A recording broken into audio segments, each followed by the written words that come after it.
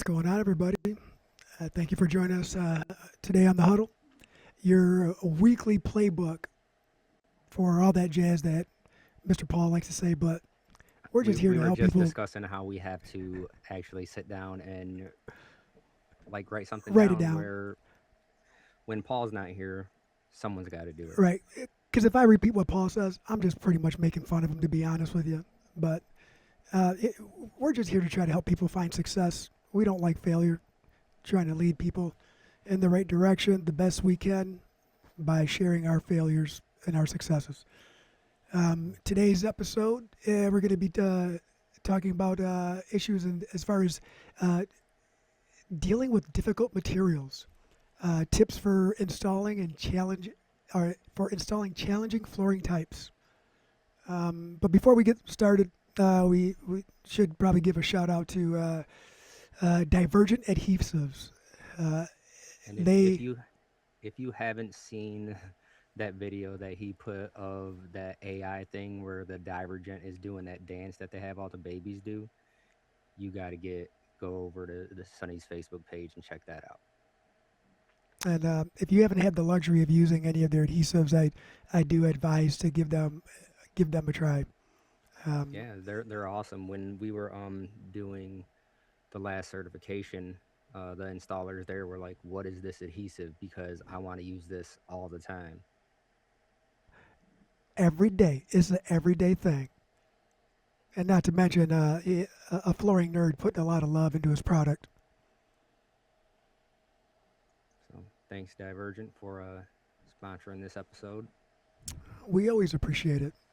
So we'll chit chat for a second, give it a minute to get a little bit of traction, um, kind of get a list together of items to talk about since our typical moderator, Mr. Paul, is not here, and we just realized how much we lean on that guy to get his list of questions down to get started. Yeah, he is really good at making sure one we stay focused, and number two, just that we have stuff to actually talk about. Yeah. Um, well, I guess we'll start with a easy question about is everybody pretty much ready for ties? Whoever's going is in not what less than a week away.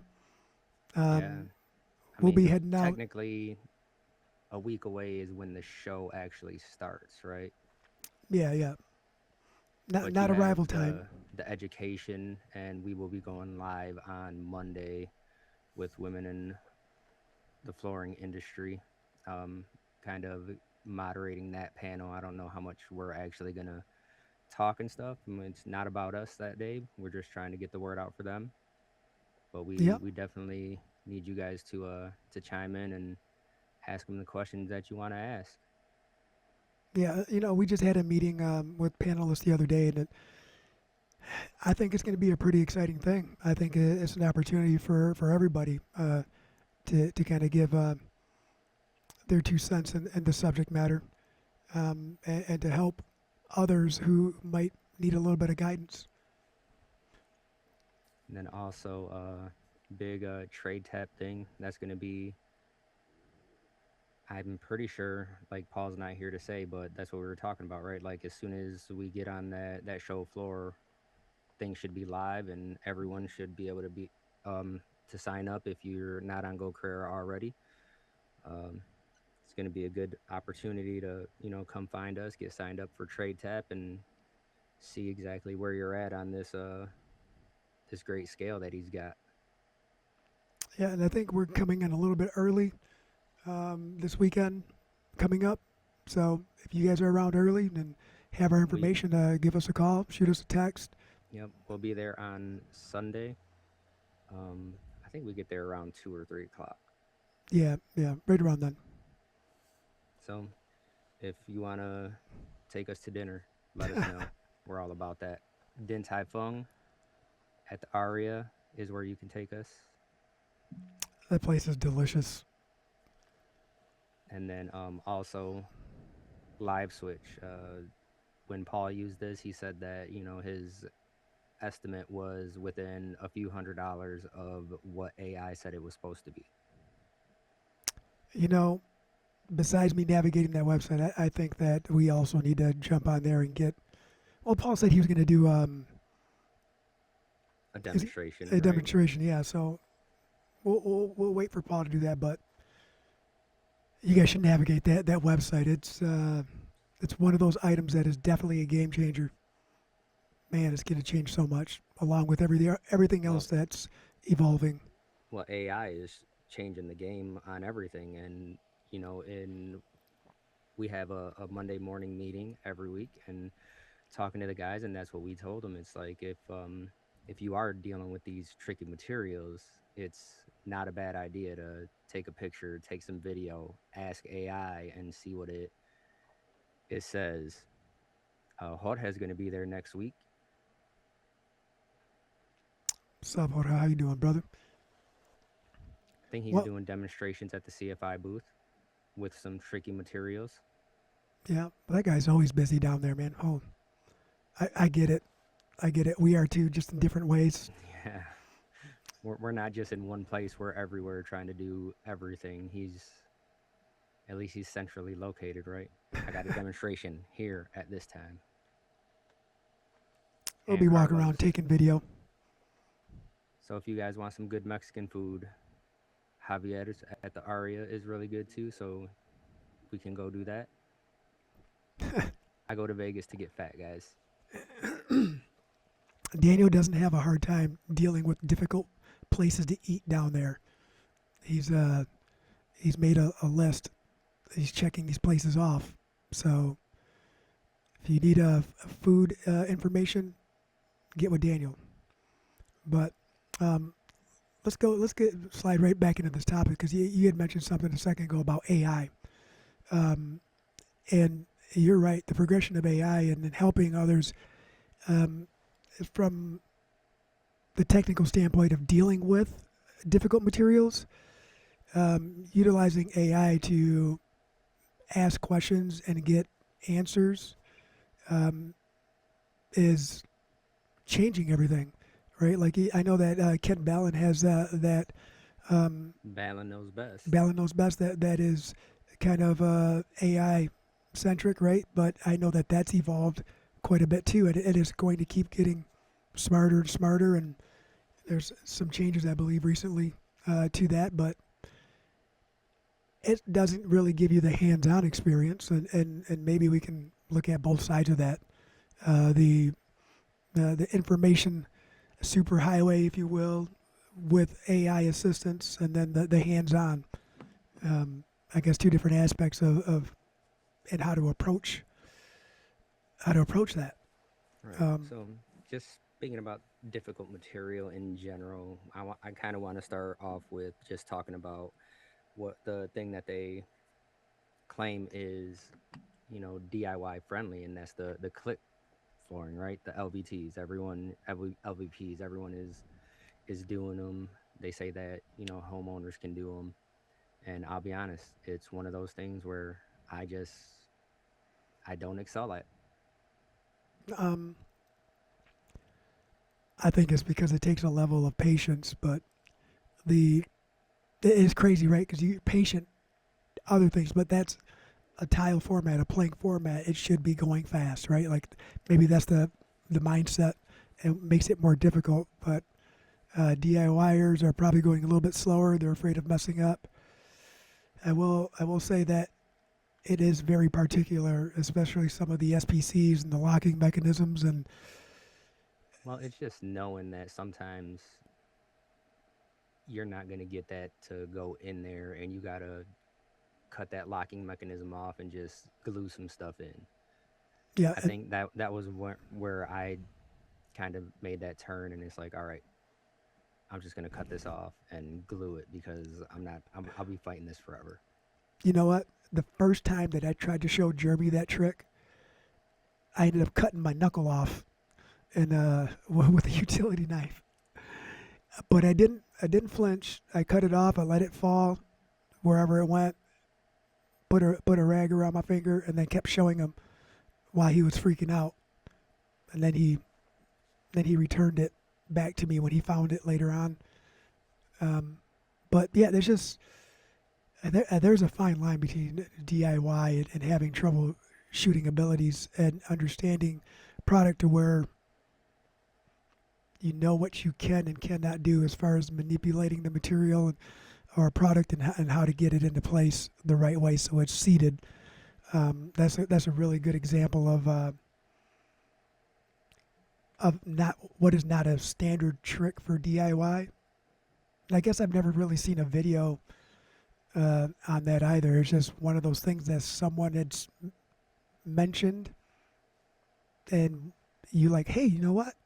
This is what they said to do, Well, and I then you mean, I try it. still you still go on some of the flooring pages on Facebook, you know, and they're still talking about how far back do I have to remove this in order to do a repair, right? And it's like just cut it out. And those are things that you don't know unless you do it all the time. Right? Is one plank. If that's all you need to replace, you can do that.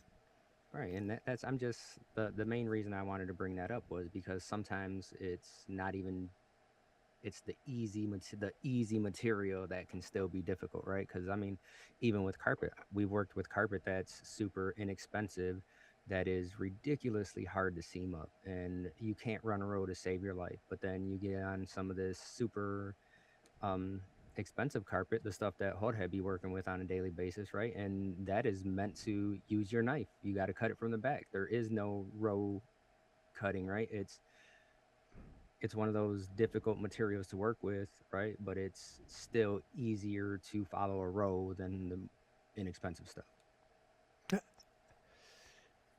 Yes, you're right. I think early on we found that the more cost effective the material, more cost efficient the material, the harder it is to work with. In most cases, not all. The higher grade material that costs more money, they put a little more love into that one. Makes it easier to work with, that's for sure. Kendall says a lot of the LVP installers are having a problem with manufacturer tolerances from what he's heard. And I've sat through a seminar about the tolerances that manufacturers have, and it is sometimes a little bit ridiculous. Like I can't you'd be surprised how much it's able to shrink and grow and still be within their guidelines, but it is. And I mean, that's why you know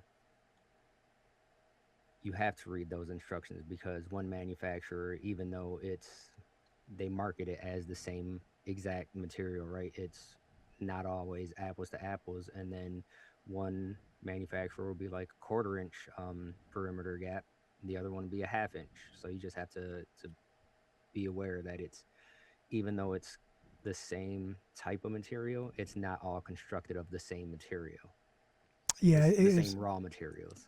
Yeah, plus or minus some raw materials changes the limitations and what's acceptable. And to go back to what Kendall said about the tolerances, is a lot of the tolerances, to be honest, are very hard to meet if you're looking at an overall project. And a lot of the tolerances, some of the installers don't know them until something's gone wrong. So I advise you to pick up a book or open up your phone and do a little bit of reading, and a simple Google search will actually bring you pretty close to the right place. Um, Otherwise, Or manufacturer going specs. right to the manufacturer's website and seeing what they have in there, right? And that's the thing, is you always want to do that, because we've talked before about how the website has one set of instructions, the bucket or the paper has another set, and it's like, which ones do you follow? And you want to kind of think that the ones on the website are static, right? So they can be updated on the fly, and those are the right ones. But if you're ever in question, there's technical numbers to call to help you out with that. So offhand, Dado, do you can you think about any products that, like, through your career that you've had issues working with and you've needed some help or some guidance at some point where you're Yeah, just like, I can't figure it out, and just Well, I want to get to Kendall's question real quick about tolerances of floor leveling, and then we'll talk about the materials that I've had issues with. Um, so, as far as floor leveling, we call it, we want to get it flat, right? Not level, because Yep. sometimes level is out of the question. It's And misleading actually to some people who are very literal. right, and when you're looking at those tolerances, it's that's why they have, you know, the 3/16 of an inch and 10 foot, right? Because it gives you that window in order to bridge, and you have to be within those, or else you're liable. And are is it a little ridiculous sometimes? Yeah. Can you get away with a little bit more? Probably, but it's all in what you're trying to, your risk factor. Yeah, you don't want to be at that threshold of tolerance right at the 10 feet. You kind of want to spread it out a little bit the best you can, knock down some high spots, alleviate some of those peaks, fill in some of the valleys, depending on Right. what substrate you're working with. You got to bring it as close as possible. So he's saying that the tolerances are so small that it seems like the manufacturer is just setting us up to fail, and the customer is going to start griping about something. Well, they have the same information that we have, right? So depending on what's going on, and say there is a failure, and somebody does make a phone call and calls an inspector, whether it's the client or the manufacturer or the installer, um, I don't think that information is typically shared between everybody all at once. It is only it, if you're the one who called and you're paying for it, then you're privileged with that information. You're not required to share any of it. Um, so if the homeowner wants to figure it out and find out why it's failing as well, they can hire their own, or same thing with the installer to protect yourself. But make sure you did everything right. Make And sure you did it's, everything right. I mean, the tolerance are there for a reason. And when we're talking about the the click lock floors in general, it's because they're there because, you know, the thinner you get, the less of a locking mechanism you got to connect together. You know, Andy Williams talks about this all the time, and it's like when you're have that 5 millimeter SPC that you're working with, and I mean you're talking in that locking mechanism. What is it? Maybe a millimeter that is actually the only body that you're connecting to. Yeah, I mean, let's just call that portion. I don't know if you want to even call that one a locking mechanism because it's more of a setting in there, dropping in to make sure it's seated, right? But there's different types. But yeah, if we're looking at like the 4.5 or 5 millimeter SPC, then that stuff is very particular. And I will say that even if you do have really good floor flatness, Right. you make sure you're lined up good. Like, Brian makes a good point here, you know, that, and we're banking on it being on concrete. A lot of it over here in Michigan, Brian, I don't know where you're located, but we're doing it on wood, right? We got basements over here, but commercially, what that's the fight that we have is the separation between Division 3 and Division 9. It's everything could be within their tolerances, but once that concrete starts moving, it's going to do whatever it wants.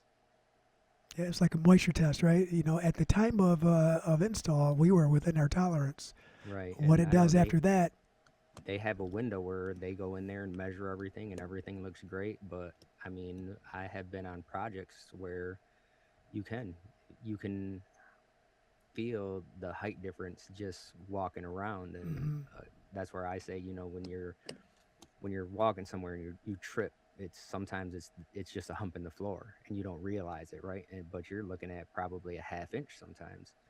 And I have seen some concrete companies go in there and grind for an entire week straight because there are some tolerances, and you just know that, yeah, this was not as good as you said it was. working conditions are really really brutal on the overall finish of the concrete too. Um, you can't if you fart on one side of the concrete, it might be a little bit warmer, cause some curling. I don't know. It's very particular. I'm not a concrete guy, so I can only speculate. Um, Our nephew Flatness, Zeke is watching on Instagram right now. He says he loves us. Zig Zig, Big Poppy. That's what we call him. But to get back to your question about the what,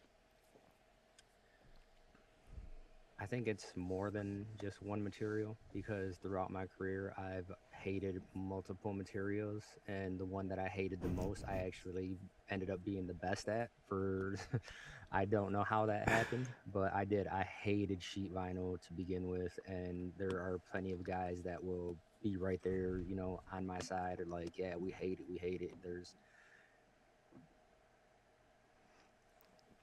You don't get away with anything, No, right? no, And it's hard sometimes. yeah, and so that's where I started out hating that, right? And then um I started getting better at that.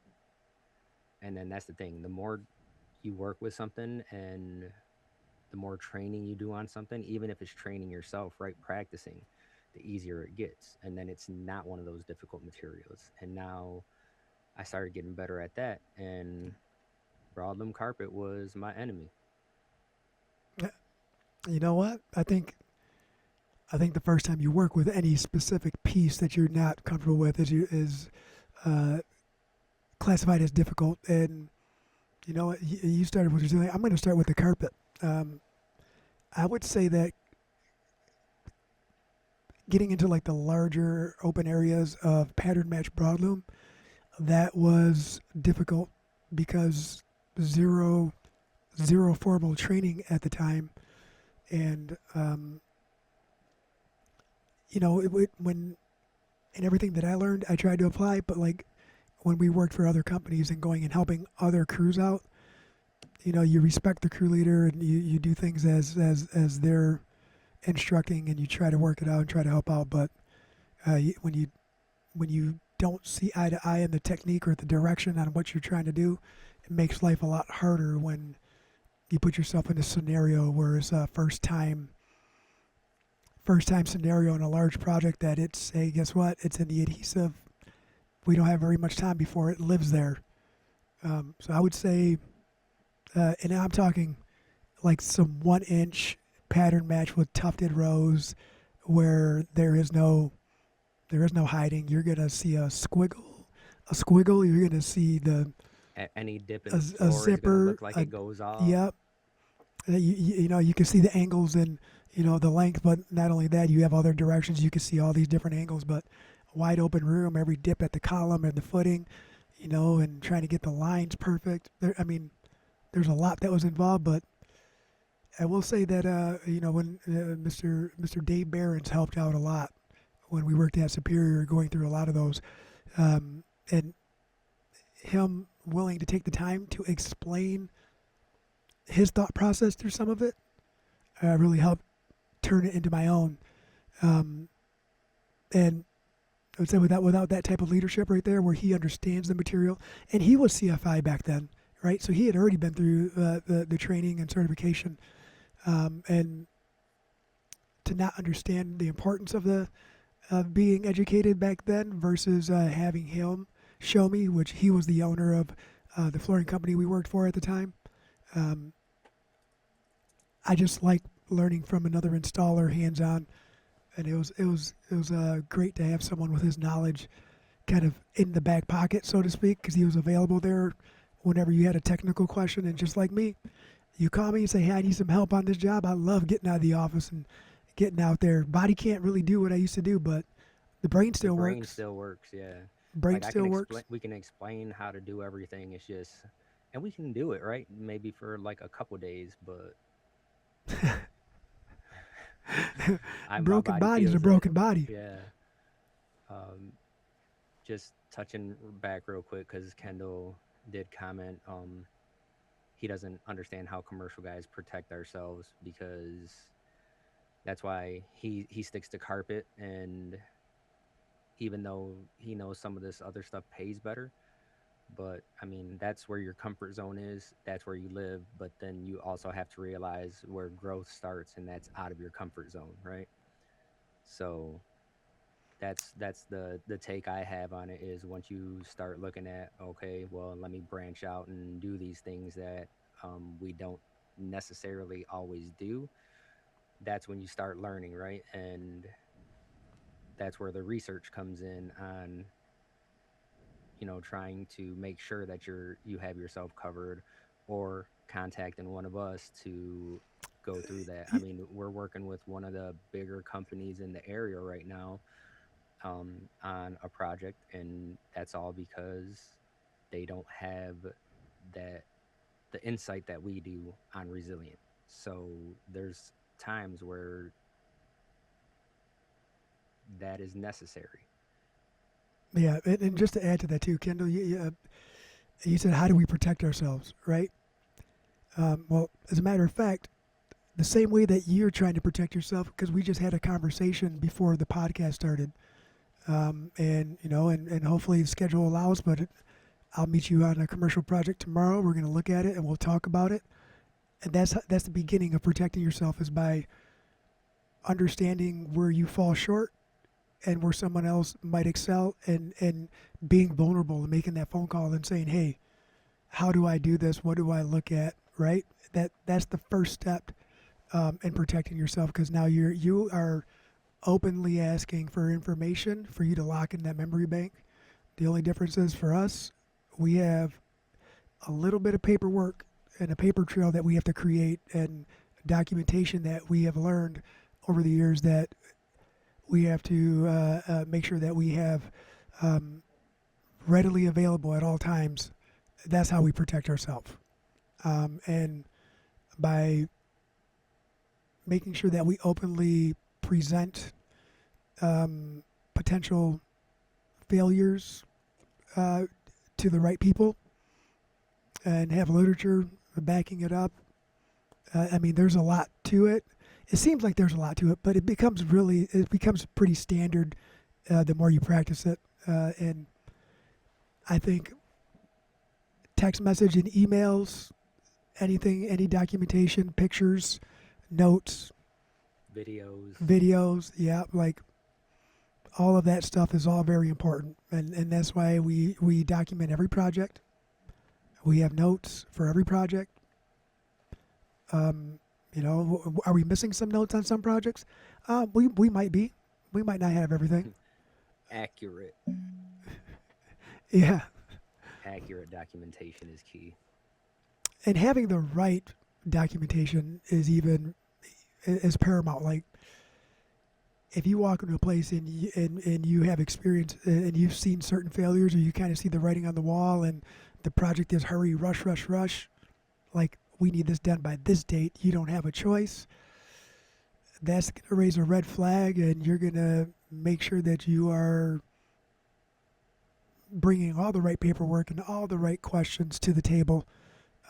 And when I say questions, they might be formatted in a manner that they give you the answer versus you giving them your answer. Um, I don't want to sound like that's like a devious way to go about it, but what if it fails because we're hurrying up? What if this product isn't backed by the manufacturer because you're asking me to do this? What happens then? Like, And sometimes, I mean, I've been on the other side of that too, where it's like I'm not even asking these questions. I'm just straight up being like, no, it's not happening. that is that is that comes from practice though. That comes from already being there and knowing where it's going to go. Doyle says that company cam is his go to for documentation. Um, we had floor detective David on here, David Zach, not long ago, and his software also has a photo feature. I just Go seen Jorge's Herrera. comment. Um, Go Carrera has that, and I'm sure that's going to be adapted over into the trade tab, right, where it's you're documenting everything. It's not a matter of should I take a picture. It's when I get to site, I'm taking pictures midway through the day, taking pictures at the end of the day. That way, you have timestamps on things that are happening. It'll save you. I know, You, like we know firsthand how important this is. We've been on it where we didn't document and we've gotten burned, and then we learn.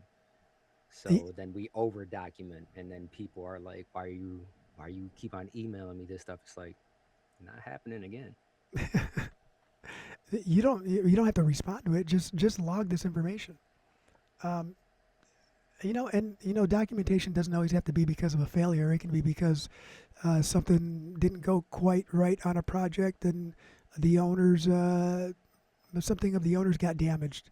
And I'll bring one up as we did a medical building, and the owner collected I don't know what they call them, like mobiles, and we're complete with the project, and we have completion pictures, and he's like, hey, just letting you know, you guys broke this, and this is what it costs, and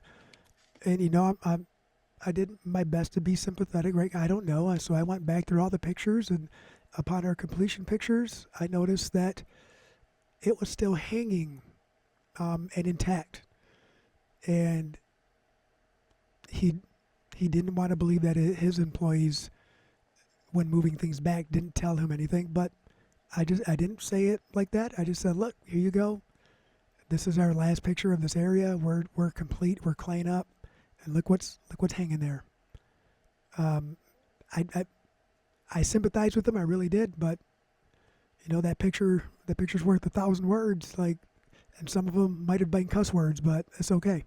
Yeah, It Twilio happens. has Floor Detective too, and the tools are you have to make it a habit, Yeah. and it's even us and our employees. It's having to we talk about it all the time, and then things don't happen, and it's like halfway through the day, it's like update. Let me get an update. Things have to keep on coming through. Yeah. And then yeah, was to say, when I'm on a commercial inspection with glue oozing at the seams, you better hope you have documented the moisture testing properly if you end up in a lawsuit. And I, yeah, I mean, depending on the type of project, and if it goes that far through litigation and all that, yeah, you better hope that you have it there. And there's a lot of gray area when it comes to moisture testing, right? Right, that's banking on it being moisture. It could be adhesive emulsification, because plasticizer migration, right? It could be a number of things, but it's not always just one thing. It Right. could be a combination of all those things at the same time. And I will add to that too. And if you're an installer labor only, and you're kind of going into a project for another company, and don't be afraid to ask if they have moisture tests or to look at the results. Right? I think we we had a project fail due to moisture a few years ago, and it failed because of a team effort. It It wasn't moisture, it was an adhesive issue. was it an adhesive issue? Well, I was told it was a moisture issue, but I guess it could have been one of four things. But at the end of the day, we found out that the contractor was supposed to perform a moisture test, but they deferred that to the flooring company that was hired, which gave them literature back saying that they're not going to do it. They put it back on them, and there was a lot of that. So everybody kind of just said, "Wasn't my fault." But we went back and redid the install, and everything looks good. Yeah, we did switch adhesives. That's unfortunate, but it happens. And was that one of the times where we used one manufacturer for the material and then And a then just universal? just like a universal adhesive, yep. So we went back in with the manufacturer recommended adhesive and have not had a callback.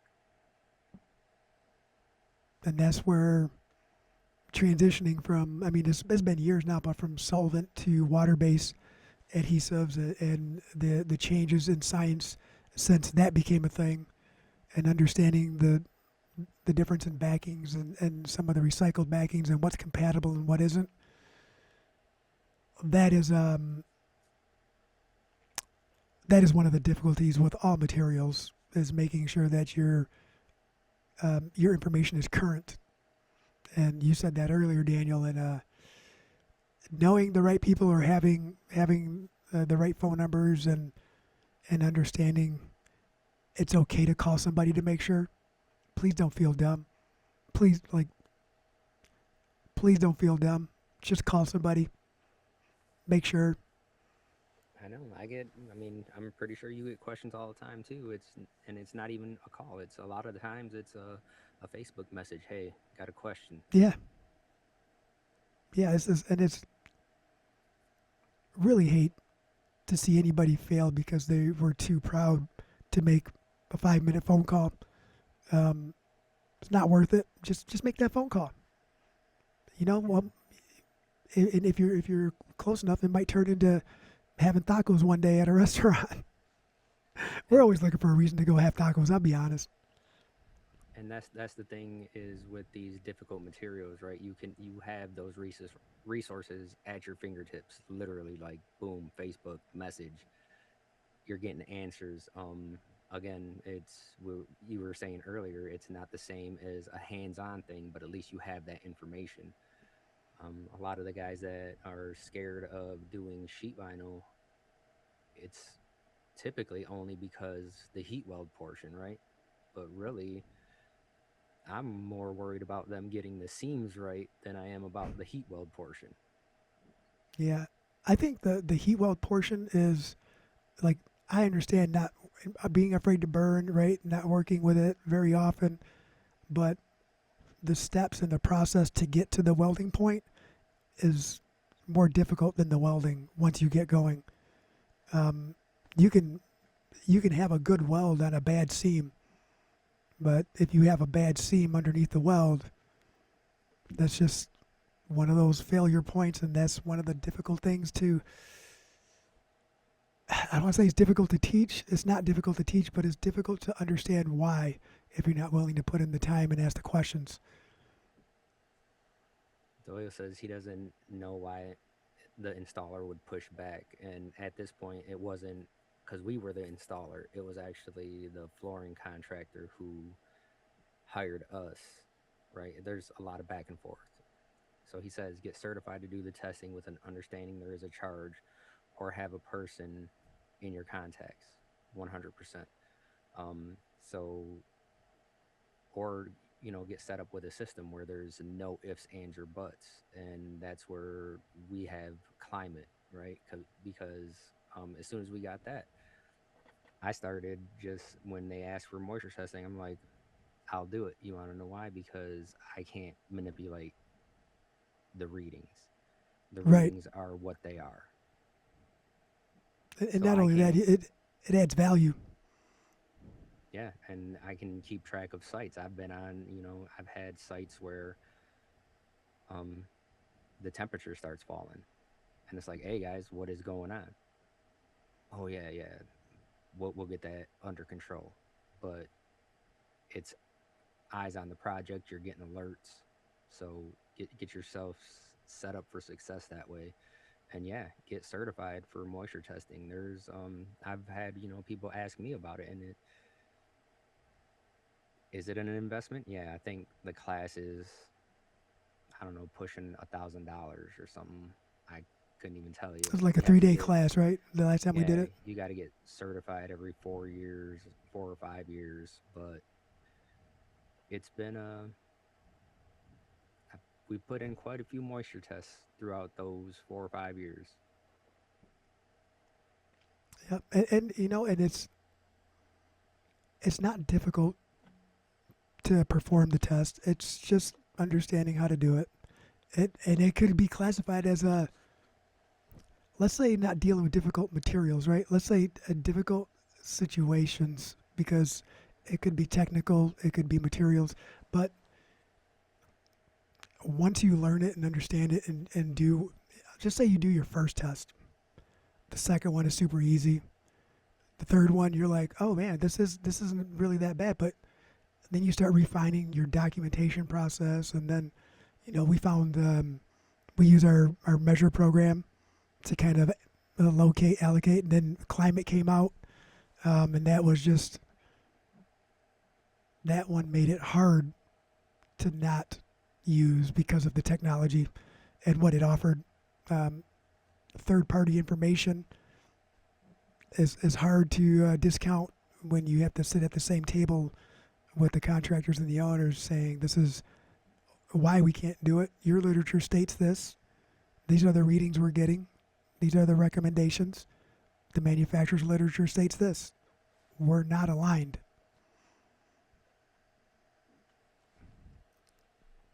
Doyle says the flooring company's got to do better. It's a part of the recipe of a very successful install. And I think that one of the issues that you run into when you're testing for your own stuff is if it does come back high and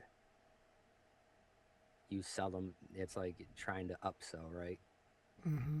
But what a lot of people don't realize is that I don't want to do anything with the moisture. I want to just install. Like when it comes to this stuff, just I don't want these ratings to come back high. I'm not trying to add a bunch of money on because a lot of the money that goes into it is in the product. Um, it's really heartbreaking when you go to what seems to be like a small, simple residential project, and then you find moisture issues, or when you're doing a very large project for a nonprofit who is on a strict budget, and you get into the removal and you find moisture issues. Like, we don't want to deal with that. Nobody does. Nobody wants. It's just so much easier to go there, do the rip, get the prep done, do the install, and move on. Um, but unfortunately, they have a process for a reason, and you should do your best to honor that. Right. And I think some of the harder materials too that we don't really work with like hands on a regular basis, but just hard tile in general, but the large format. It's like you're looking at like Paul was saying a couple weeks ago that he was dealing with some porcelain panels that were what did he say 3 foot by 10 foot or something like that. Uh, it was a ridiculous size, but whenever somebody says something like those formats like that, like I would have to have like a Mission Impossible set up to where we're dropping the tiles and through like a robotic arm or something. I can't imagine the amount of stress it puts on someone or a company or what technology they need to utilize or equipment to make sure that they're, man, that's got to be such a flat floor. It's got to be such a flat substrate. Man, you got to be super confident, get everything good. Right, and you're talking these this 3/16 and 10 foot, and some of these big panels are stricter tolerances than that. Right, and like maybe vertical. I don't know, but maybe the vertical is easier than the floor, but still, then you're trusting a lot of other people to make sure that they're within your tolerance. Well, just in the equipment itself that goes that you have to use, right? I mean, I think it's nice that I've seen these videos on Facebook that have the right tools, and you're like, oh, that's pretty sweet. But then you see these other videos where it's like they're rigging stuff up, and then um, sometimes it goes great, other times not. But at least they're documenting it so I can see what works and what doesn't. Oh, Doing residential. Are we doing roll on, vapor barrier, or poly? And I think, again, I'm going to refer to manufacturers' specifications because I've dealt with some manufacturers that require one and others that require the other. yeah, I think Going that route to start with that as a foundation is probably the best way. Obviously, if there is if you're walking the project and you see that there is a potential moisture issue, then you got to bring it up. You got to talk about it. And most of the time, the concrete will tell you a story. The walls will tell you a story, and you might get some information from the homeowner as well about this has backed up X amount of times in the past few years. Or if you're on a development and in the basement below grade, but you notice that there's a big hill and there's a runoff aiming towards that development, and you find out like, oh, what is outside when you dig outside? What are you digging into? Are you digging into sand, clay, dirt? Like all questions, and maybe I don't know, maybe it's not normal that I ask those questions, but I try to factor everything when walking a job. I do take a ridiculous amount of notes through a walkthrough. Always. Can't help it.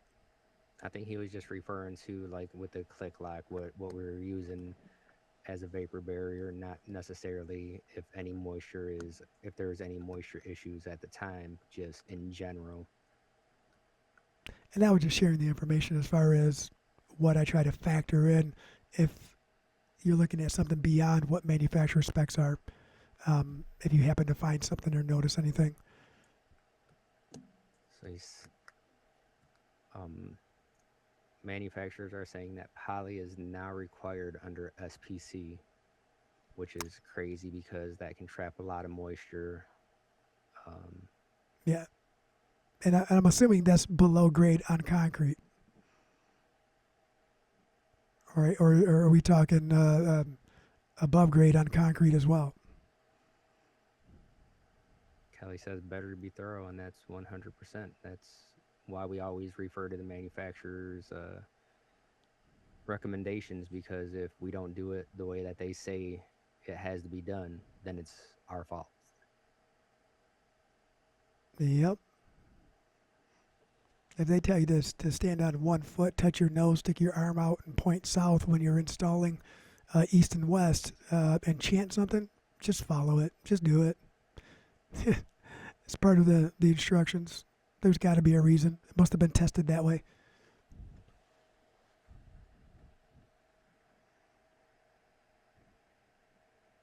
Over a concrete substrate, most don't specify. You're right. Some of them,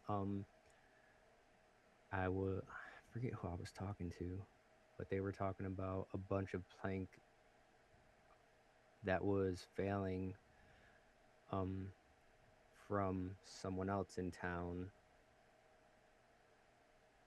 and it was because the manufacturer did not specify to use any vapor retarder at all. Things started failing. Then they're like, "Oh, you didn't use a vapor retarder," but nothing was in documentation saying that they had to use it. So I sent some information to a friend of mine a couple weeks ago, and first off, for DIYers, some of the actual manufacturer specifications are extremely difficult to find when you're purchasing from a big box store. Um, right? Like some of them are very hard to find. So you have to kind of cross-reference the material and find out who the actual manufacturer is if it's a white box or a private label. But we did find it, and the instructions were a little contradicting. It said that it does not need it below grade over concrete, but then there was another line um, in the instructions, installation instructions versus the warranty information. I don't recall which one it was in, but one said you don't need it. The other one said you must install over concrete below grade. So, and that was in the same document. So, Copy and paste. yeah, yeah.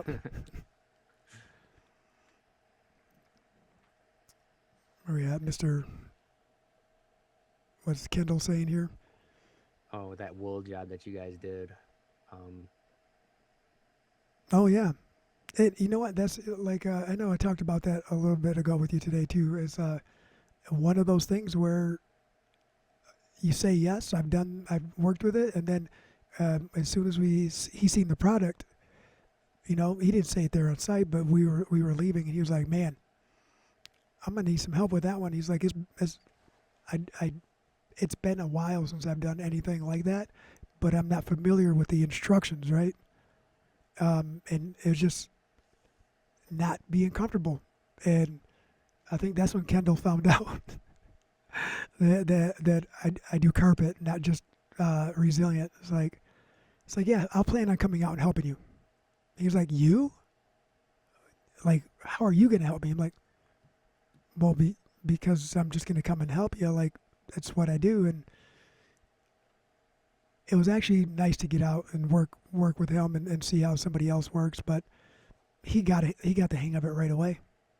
Like, it was a matter of walking through it and explaining it versus explaining it in a manner in which he understood, and both made sure we understood each other, instead of reading a document. And then once he was like, I could see It's locked in, boom, didn't he need me anymore? right. Doyle says below or on grade, it's going to condensate underneath regardless, and 100% at some point, especially up here in Michigan, where you're going to have that. It's going to be super cold. Like, what is it outside right now? 14 degrees. Yesterday it was like 9 or something like that. And then in that basement, it's going to want to do something. Yeah. He, Kendall Materials said he what, would have region been lost specific? without you. Yeah, right. You had it under control pretty quick. But that's the thing with directions too, right? Because you can interpret it differently too. And that's why it's not a bad idea to have multiple eyes on something so that way nothing gets lost in translation. Well, I think it says this. No, I'm pretty sure it's over here. Hold on. I don't envy your weather. Man, or like, I don't want to move to Texas, but I want to move to somewhere warm. I will say, Jorge, you know, I don't want to like the weather here, but my very first time ever going to Texas, I went down there to play in a very large softball tournament. A few hundred teams, and I've never been burned as bad as I was when I went to Texas. I went down there, took my shirt off, hung out in the sun for like 3 hours. Dude, I peeled 3 times. So I don't envy your weather at all either. He says, Jorge says it's the perfect place. I don't know, man. I'm more partial to Mexico, but also I got super burnt there the last time too. So Sensitive skin. he said Do you it's the get? perfect place for floors, not just the perfect Oh place. yeah. What about you guys? I know we're running close on time, but do you guys, anybody out there, have a material that put them in a position to either call on some help or throw their hands up in the I air and walk away? I will tell you what, man. Going through the NFIC certification, I realized that my fingers are not meant for sewing. Um, yes, that that does take some toughening up. Just doing that, what was it, 2 foot seam and then the cross seam. Man, my fingers were burning. Then you got the professionals over there bringing their stuff. They got Yeah, the palm pad and they're doing this. I'm like, man, that's called y'all couldn't give me a experience. heads up. Yeah, that's called experience. Like, Yeah, that's the same way when we tell people, we roll up to a job site with $20,000 in a toolbox just for vinyl, just for heat welding, yeah, there's a tool for everything. It's about making life easier. That's what they're made for. right? And I think really the overall thing when we're talking about working with materials that are harder is that becomes easy with experience. Once you start getting experience in anything, I mean, you were a novice at some point, right? I wasn't, like I said, I hated sheet vinyl. There was a turning point. Don't know when it was. I just ended up it's just one of those things that just starts clicking. And then once you have an understanding of it, it's when it's like, all right, this isn't as challenging. Going to four bow, right? And just being shown the tricks that they do with do it like this, don't do it like that. Pre-roll the material the other way, give it a those crunches, you're pre-stretching things, you're pre-shrinking things. It's Hmm. knowing what you're working with and going through this training is really the biggest ticket. And that's where I think trade tap is going to shine, because you're not going to have to go and searching for all of these trainings anymore. They're going to be right on your phone, right in the app. Just go on there, see what's available, see. And I think, if I'm not mistaken, he said it was going to kind of be catered to you, because you're going to get your VTI, and then it's going to say, hey, if you want to move up, this is kind of where you should be going. It helps you create a path for yourself too.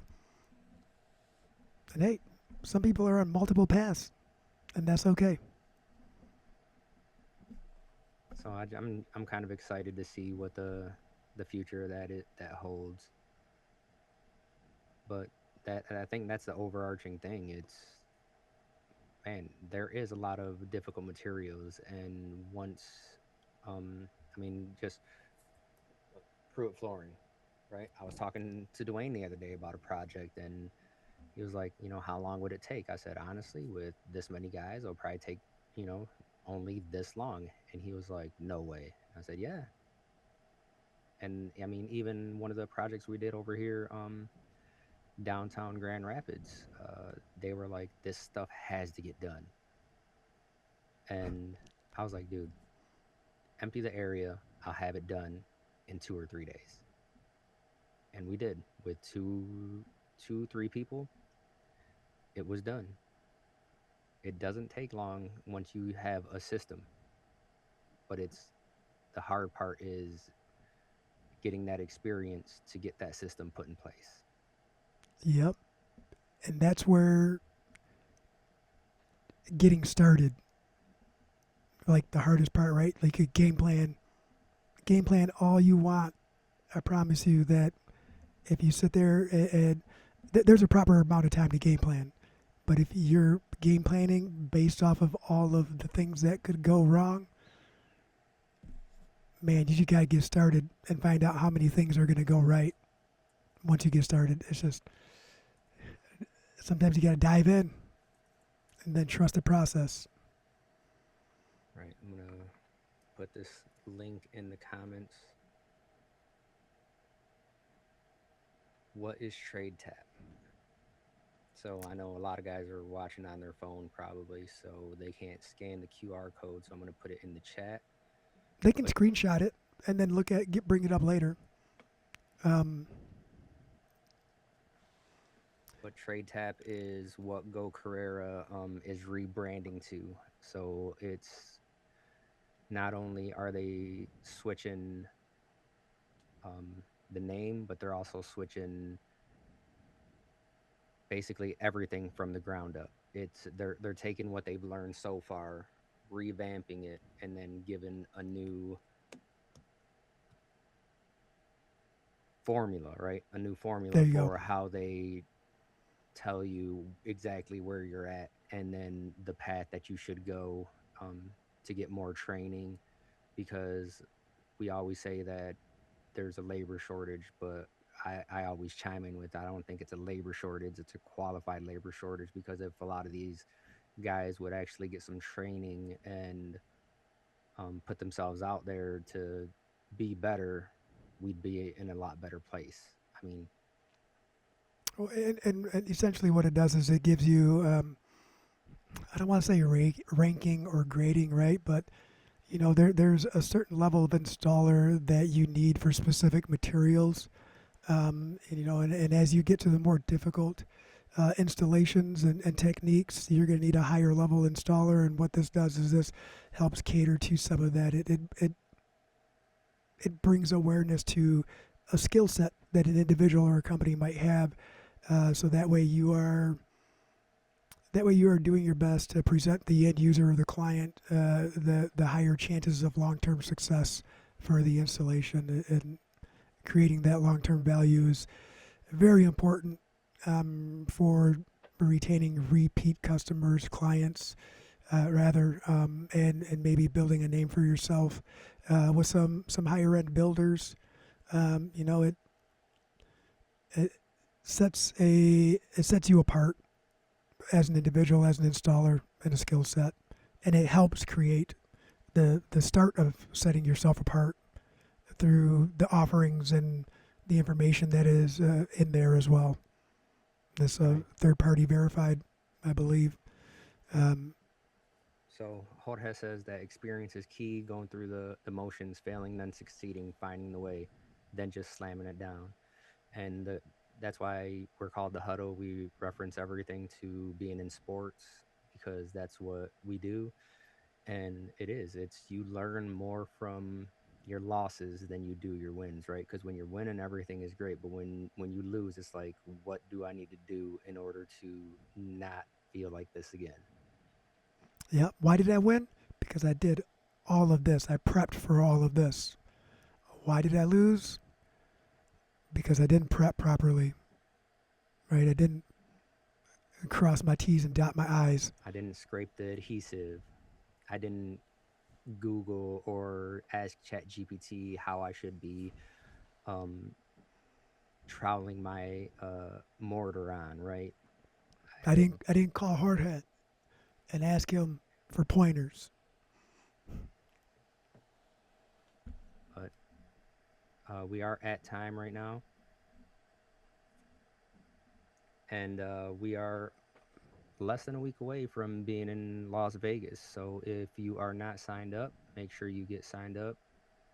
I don't know if I'm be honest with you, I don't know if there's any coupon codes anymore that are active. I have been getting some emails from some of the vendors that are going to be there with their coupon codes. So pay attention to your email to see what's going on with that. But we'd love to see you. We'd love to hang out with you after the events on the show floor. But the big thing is getting out there and networking and seeing what it's all about. Yeah, create an itinerary. And don't forget to come see the Huddle guys at Ties. Let's go. Less than a week away. Less than a week away, and another shout out to Divergent Adhesives. Thanks again for sponsoring this episode, Man, I wish we and could we play his little skit. I wish we could play his little thing as an exit. maybe next time we will see you guys in Vegas.